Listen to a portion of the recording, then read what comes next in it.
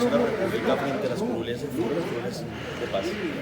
Sí, aquí surgió toda una controversia de carácter jurídico que supuso que se archivara ese proyecto en el Congreso, pero tengan ustedes en cuenta que aquí hubo un pronunciamiento muy importante de la Corte Constitucional en relación con el quórum, y eso es un fallo que tiene implicaciones directamente sobre los procesos de ley y de acto legislativo que se estaban cursando en el Congreso. Por esa razón nosotros le solicitamos el 18 de diciembre pasado al señor presidente del Congreso de la República que continuara el trámite de ese acto legislativo en la medida en que, según la jurisprudencia de la Corte Constitucional, se consideraba aprobado y siguiendo el curso debería ir a sanción presidencial. Esa fue la solicitud que fue aceptada por el señor presidente del Congreso, y pues de aquí en adelante, una vez se produzca ese hecho, porque entiendo que no se ha producido todavía, es decir, el desarchivo de esa decisión y la continuidad en ese proyecto de acto legislativo, pues iría para sanción presidencial. Señor procurador, en caso de que se envíe ese proyecto al presidente y de pronto no se firme, de pronto se podría abrir algún tipo de investigación por el desacato de esa orden. No, esperemos a ver cómo reacciona el gobierno. Yo creo que el presidente Duque había señalado en algún momento dado que ese era un tema importante. Él dijo que quería volver a presentar un proyecto de curules para las víctimas. Lo esperemos a ver qué reacción tiene el gobierno y ahí opinamos al respecto. Procurador, la noticia que tiene en alerta al país, ¿cuál es el análisis que se hace desde la Procuraduría? ¿Representa una papa caliente para el gobierno Duque la captura de Merlano en Venezuela? Bueno, yo les digo una cosa, que hay que agotar todos los medios de la cooperación judicial internacional. Para eso existen una serie de organizaciones de carácter global que buscan que los estados cumplan con los compromisos internacionales.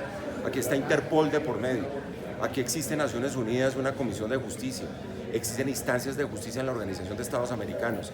Es decir, yo creo que no basta únicamente con solicitarle al gobierno del presidente Guaidó, sino, digamos, explícitamente solicitarle a Venezuela que entregue a esa señora. Aquí no se trata propiamente de un delito político, es un delito de corrupción política. Son delitos que tienen que ver con delitos comunes. Aquí no estamos hablando pues de algún tipo de motivación que pueda ser aducida en un momento dado para dejar de extraditarla o de deportarla. Luego yo diría que lo que debería hacer el gobierno es agotar todas las instancias internacionales y no únicamente una solicitud con las limitaciones que tiene, como todos ustedes lo saben, al gobierno del presidente Guaidó. Procurador, en ese caso de Aida Merlano, ¿no tendría que el gobierno colombiano de pronto hacer algún tipo de petición a Maduro, que es prácticamente el gobierno? Pues no existen contactos de carácter diplomático, ustedes saben que no hay canales de comunicación. Aún en los peores países en guerra hay canales de comunicación, ustedes lo saben. La diplomacia aún funciona en situaciones de absoluta polarización e insisto, cuando hay situaciones bélicas de por medio. Luego realmente, pues si hay alguna posibilidad de tener algún conducto informal, pero yo creo que eso lo veo bastante difícil, por lo cual insisto en que para eso existe la cooperación judicial internacional. Aquí había una circular roja de Interpol, aquí hay un delito que tiene connotaciones internacionales y globales y por ende debería ser en ese escenario donde se ventile este asunto. La principal preocupación es que justamente Maduro no entregue a Aida Merlano. Pues eso es lo que la lógica indica en este momento. Ustedes imagínense cómo sería de tortuoso ese proceso de extradición o de deportación. Por eso es tan importante que actúe la comunidad internacional. Más que nunca, esos protocolos internacionales de persecución de delitos, que son delitos globales, porque insisto, aquí no se trata de delitos políticos.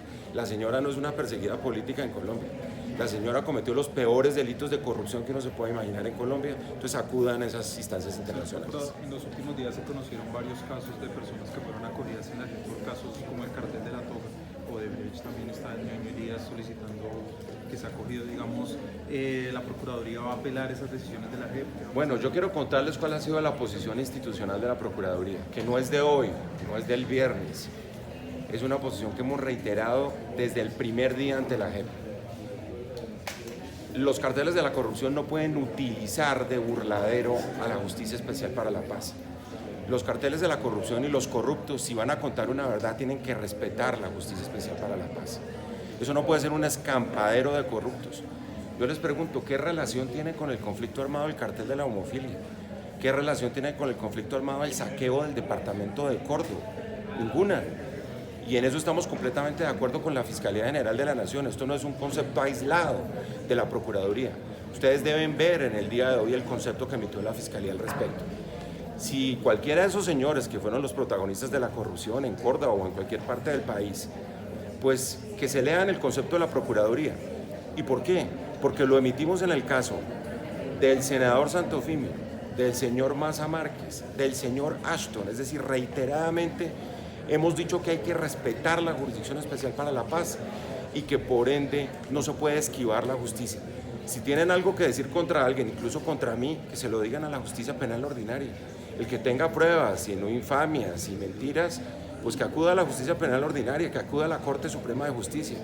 Yo no creo que sea la oportunidad de acabar de fracturar la justicia en este país. La corrupción hay que condenarla.